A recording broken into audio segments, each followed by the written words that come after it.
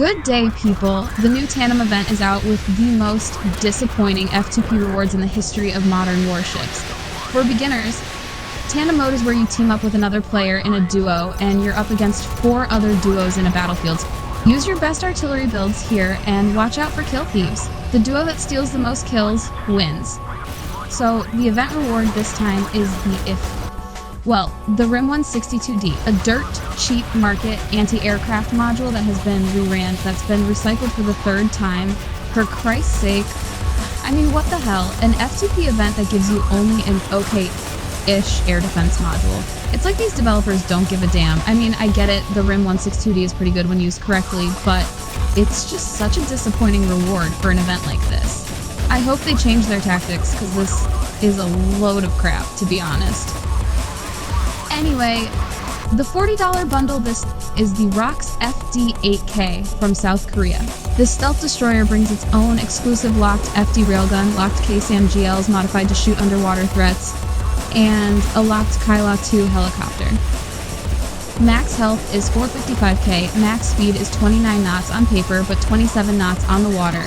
Stealth is 8%, which is impressive. Armaments include a 3x2 open missile slot. The FD railgun deals 66.4k damage, 2 KSAM-GLs that deal about 70 to 80k underwater damage, 2 locked MFU ASW that target hostile torpedoes like AFGS, and 2 locked LSAM air defense systems.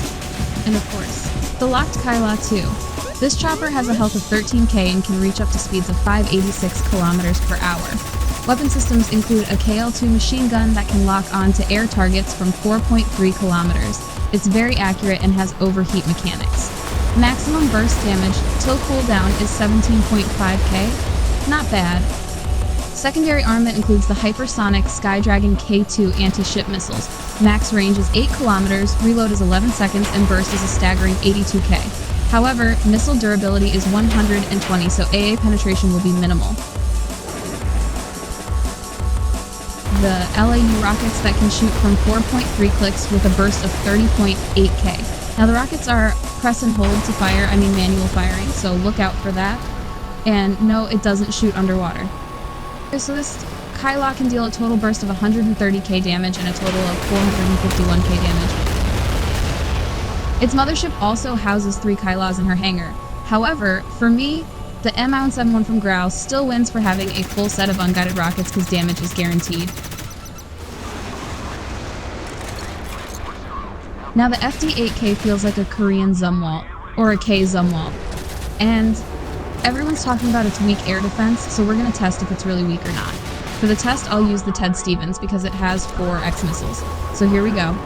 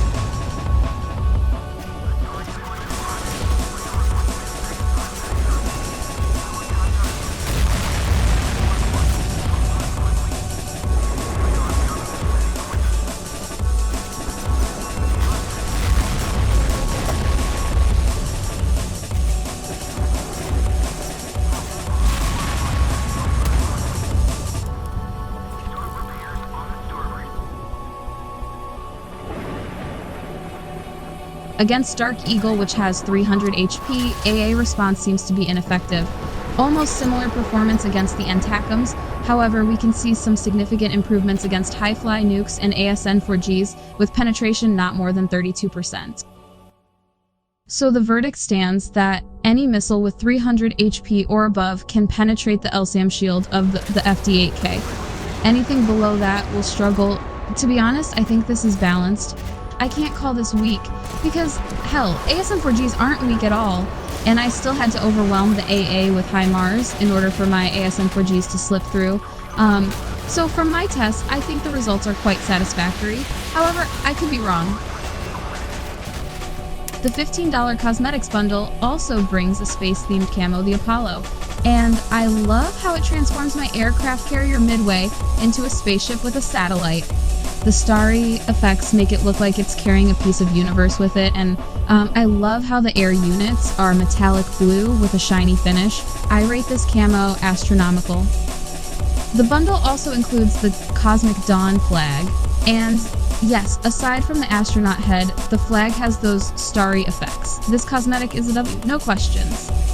Moving on to the Gacha section, we have the CDG Killer, the USS Midway carrier. Finally, the third carrier with 2 strike fighters after Nemesis and CDG. It also has an Ace fighter squadron, 2 choppers, 2 locked craw systems for anti-submarine that deals 54k damage every 4 seconds, and a special purpose 3x locked RIM 162DMs for SLBM defense.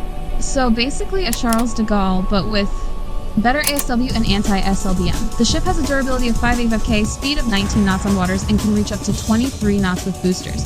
Now, its locked AA, the RIM 162DM, is rumored to be capable of destroying 5x SLBMs 4 to 5 times in a row. We're gonna test if the fishies still got a chance against it.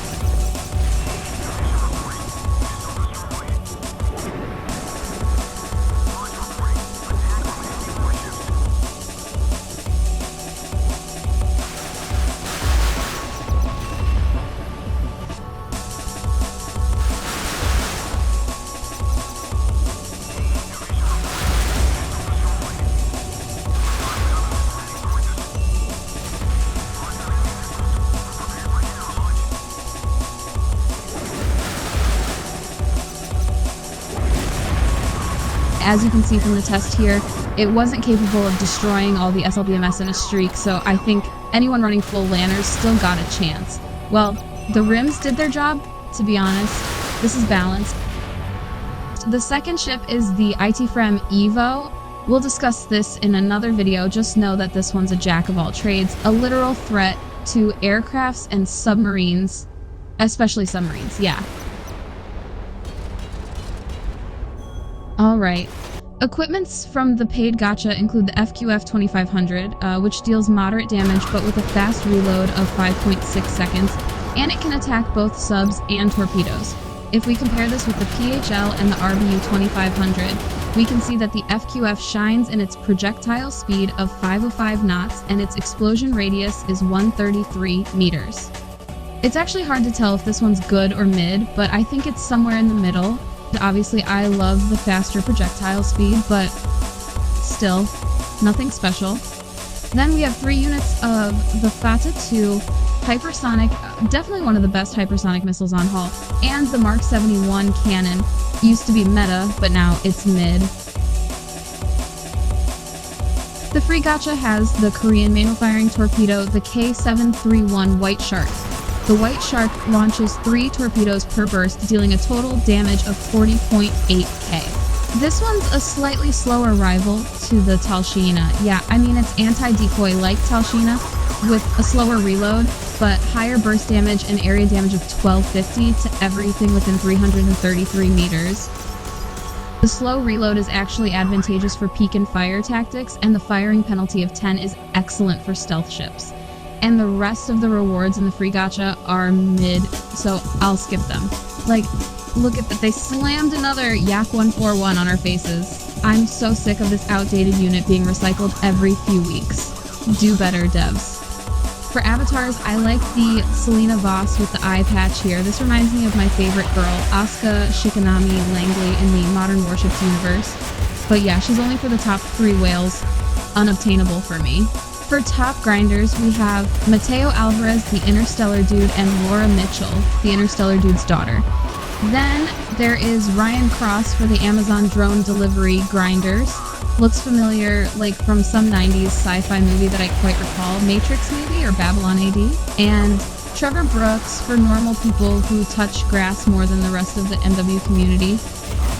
So children, according to the devs, they ran a little psychology experiment on us, and that backfired. And everything went south from here. I hope they'll learn something, but we as the Modern Warships family are equally guilty. Ask me how. Take a look at this. Thanks to my friend Tsunami who showed me this. So, the Fata 1 was supposed to be the free reward for this launch point event, and HMS Rodney as the first ranked battleship. But with all the leaks being thrown around, it's obvious that the hype was ruined, and I'm ashamed because I predicted this in one of my videos. So, that being said, no more leaks and predictions from my channel, because if this is the case, which very likely it is, then the devs are rightfully upset with us, and they have every right to be.